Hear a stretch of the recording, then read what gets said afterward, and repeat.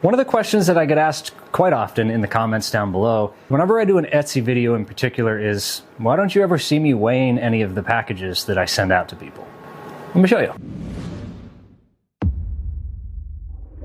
Welcome back to the channel, folks. Today I've got 8 Etsy orders, I think, to get shipped out from the last couple days. So I guess they're picking back up if you want to look at it that way. Generally speaking, I know what the weight of the products are because I've shipped so many of them out. But inside of Etsy, when you go to ship something out to somebody, you can put all of your information in there, right? Like the length, width, thickness of the package or the box that you're sending the stuff out in, as well as the weight. So if you have, say, 1 dumbbell, in my case, when I go to ship them out, the first time I ever did it, I saved it as a new shipping profile. Now, you can't just go into the shipping section like one would think and start creating a bunch of new profiles. But when you go to ship your actual item out to your first customer, as long as the item is a single item, fill out all the information and then scroll all the way to the bottom. And there'll be a little button there that says Save as New Preset or Save Shipping Profile as New Preset. And that will create a whole list of presets inside of your shipping section in Etsy. So every time you go to ship a product out, you can just click on that preset and choose what you're shipping, and it will pre-populate the length, width, and thickness of your package as well as the weight of it. So that's really the short and sweet of why you don't ever see me weighing anything, is because I've got them saved in there as shipping profiles, so I don't have to do it every time. The only difference is if you have, say, somebody who orders 3 of the same item, right? Because I know 1 dumbbell without the package weighs about 3 ounces, and with the package, I think I usually put about 4 or 5 ounces just because I know what they weigh. I'll just multiply that. So say somebody orders 3 of the dumbbells, the box probably weighs, depending on the box, about 3 or 4 ounces. So I'll add that to the weight of the actual dumbbell itself, which is about 3 ounces. So we've got about 12 for the dumbbells plus 4 or 5 for the box. Call it a pound. If the information that I put into Etsy is underweight, say the box actually weighs 1 pound 5 ounces, and there's a difference in the rate between a 1 pound box and 1 pound 5 ounces, I'll just get a little notification and they'll charge it to my Etsy balance whenever the postal service decides to reconcile. It is best to try to keep up with the correct weights, but at the end of the day, they're going to ship it out anyways because it's a commercial account. But they'll just charge it to whatever account you're using. If you use something like ShipStation, same goes for that. They'll charge it to the card on file. I tend to use Pirate Ship quite a bit. If you're not familiar with that platform, you can sign up for a free account and you get super discounted shipping rates, sometimes like 88% off. FedEx, USPS, DHL, UPS. It's a pretty great service. You do pay for the labels up front versus Etsy, where they pull it from your Etsy balance, so you're not digging into your own funds to pay for that. It just comes out of whatever you've sold. That's one of the reasons why I like using Etsy so much, is because it just kind of keeps that platform in its own little bubble. With all of that said, I think I've bored you all enough with my little spiel. Let's just get into packing some of these orders up. So I've already got a couple of the labels printed out and some of the items picked behind me. I still have, I think, 4 more to print out in Etsy and get those items picked as well. So without showing you many of the customers' actual shipping information, you've got your weight, length, width, and height of the package. If you scroll all the way to the bottom, you'll see this little button here, Save This as a New Label Preset. Then you can enter the preset name. So I've got ones for keychains, a dumbbell, and so on. Once you do that, every time you come into Etsy, you'll see this label preset here. If you click that, you'll see all of the different presets that you've previously saved. So I've got all of my information put into there for all of the packages. I can just purchase the labels, and I've got it set up to a label printer because that's what I'm using today. If you don't have a label printer, you can set it up to print out on a regular 8.5 by 11 sheet of paper. I don't print order receipts. I don't keep them on hand. They're in Etsy anyway, but I will print the packing slips for the customer. So for today, we've got 1, 2, 3, 4, 5, 6, 7, 8 orders to get shipped out. I'm going to go and pick these items, and then we can pick our materials that we want to ship them in and get them on their way. Both of the keychains need a key ring. Those 2 are ready. The sander mounts all need mounting hardware. Everything except for the keychains need a bubble bag. Thinking I can fit both of these in the same one.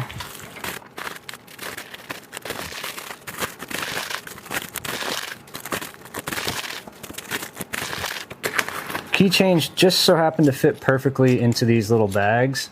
Now I'm starting to question, will this keychain fit in there? No, it won't. Will it? Hey, look at that. Keychain does fit into that little bag. I bought these for screws, but if it fits, why not?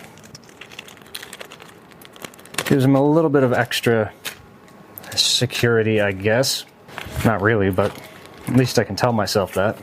Packing slips are a little bit tight inside of this because it is a 4x7 interior, but they still fit.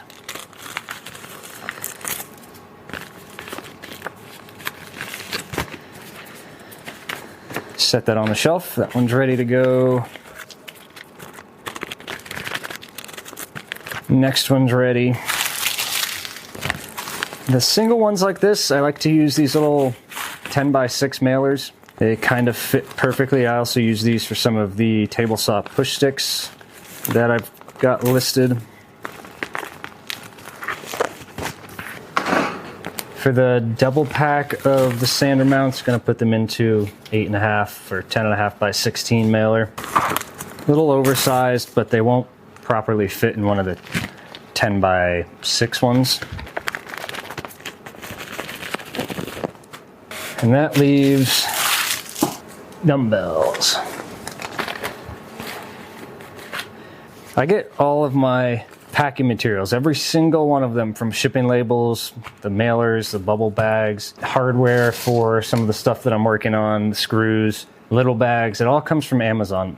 You can get stuff from Uline or sites like Uline, but once you factor in the shipping costs and the cost per unit, it really is not any cheaper.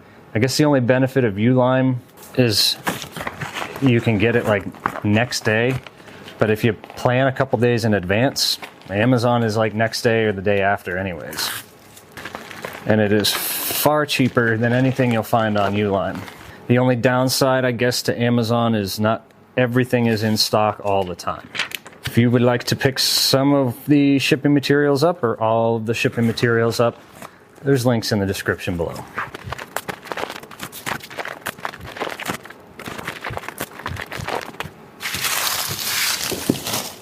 And I keep these old boxes around. Filament comes in or anything that I order from Amazon. They end up coming in handy sometimes.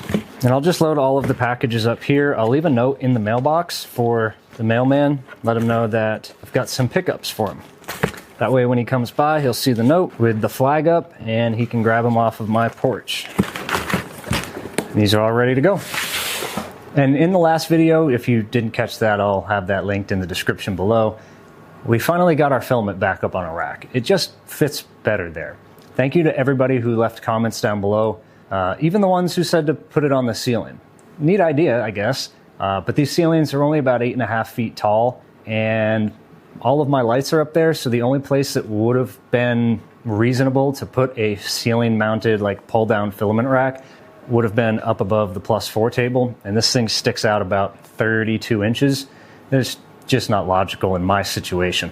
But I have heard that there are solutions for stuff like that. In fact, I have racks not like that, but something similar in the third bay, which we're gonna get working on again in another video because I get a lot of packages sent to me, mainly stuff that I end up ordering. I like to save big boxes to send stuff to Amazon, but I don't break them down, and thus I end up with an entire garage full of cardboard boxes. So that will be coming up soon because I've got plans for that space to turn it back into a wood shop. I want to get the CNC machine out of here and probably get at least the diode laser out of here as well. The fiber lasers can stay in here just because there's something that I use fairly frequently for marking some of the products that I send to Amazon, but the diode laser is really a better fit for the wood shop since it likes to cut wood. And the CNC, there isn't even room for it in here anymore. I'm starting to grow that way towards the back of the shipping station and really could use the extra space for storing some of the products that I have and a little bit more walking around space. I moved the A1 Mini with the AMS back over here just because it's more streamlined back into my workflow, but those may be moving in the next couple of months again. I may or may not have a fleet of new machines that I want to get set up here, but that won't happen until the fall. So for now, these will stay just like they are. And if you haven't seen some of the previous videos, my buddy Zero designed this little tool caddy for all of your 3D printing tools. I got Magigoo in there, some Slice Engineering stuff for repelling PETG off of my nozzles, because PETG, especially the Sunlu matte PETG, really likes to stick to the nozzle. I never had that issue with the PETG HF from Bambu, but for the cost of what the Bambu PETG HF is now, I think it's $17.99 a spool. I can get 4 spools of the Sunlu matte PETG for like $44 or $45. So it comes out to around $11 a spool. And it's got the same matte texture to it. So a little bit of Slice Engineering on the nozzles and we're good to go. With that said, I do need to print another one of these out because it really wasn't even designed to fit this many snips in there. I just kind of made it work, and it would be nice to have one over on the station with the Plus 4 and the FL Sun until that goes somewhere else, like on the floor, or maybe I'll build a little platform for it. What I'm thinking is, I don't know, maybe also attaching one somewhere like right there, so I can have a pair of snips here, a pair of snips over there, and some over there by the Plus 4, just to make my life a little easier so I'm not bouncing back and forth. But this thing's really handy. This slot was meant for like pens and pencils, I think, but I've got a little bit of the grease for the printers and this little brush that came with the Vision Miner nano polymer adhesive. They didn't send this over, I bought it, but yeah, it's definitely the best stuff that I've used to date for at least high temp filaments like ASA, ABS, and nylon. And it's about the same price as the Magigoo stuff. The only difference is the NanoCoat, nanopolymer adhesive. It's good for everything: PLA, PETG, ABS, polycarbonate, ASA, PEEK, nylon, TPU, Ultem, and glass and carbon fiber reinforced filaments, and more. The Magigoo, they've got a couple different variations, like 8 or 9, if not more, for different types of filament. But the particular one that I have here is for PLA, ABS, PETG, and TPU. It does work good, but if you're going to spend the money, I think $20 is $20. You might as well get the one that's good for everything, unless you only print PLA, PETG, ABS, and TPU. Just my thoughts. Now, for the time being, I've got these wooden racks here until my back order from Home Depot is available for the metal shelving that I was talking about in a couple videos back. So we've got one now that mounts to the wood, but when I do get those metal shelves in, I can swap it out for the one that attaches to that. So if you do have metal shelves and not wood, he's also got this available for those as well. And I'll have that linked in the description below just because it's so handy. I've also got the scraper in case I need it. Fits into its little slot back there. So since I was talking about it, I figured I might as well go and at least get it sent off to the machine. I am going to print another one of these out over on the 5M Pro. Make sure everything is set to the right settings. I don't know if we need 0.2 millimeter layer height. I think 0.26 should be okay. Now let's get that sent over to the printer. I've been using the 5M and 5M Pro almost exclusively for PETG, and then this one for PETG and ABS. With that said, I'm gonna let this thing do its thing. Whenever it's finished, we can get it installed and wrap this thing up.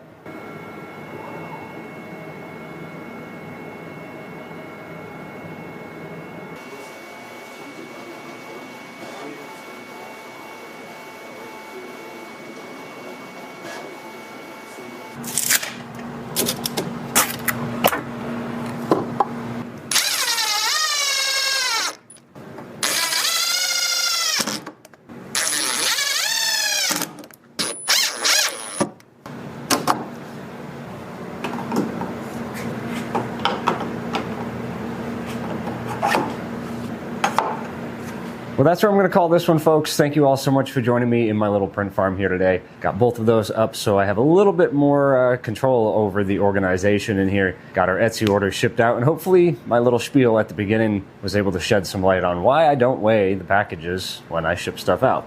Take care, folks. I'll see you all in the next one. I hope you guys have an awesome week. See ya.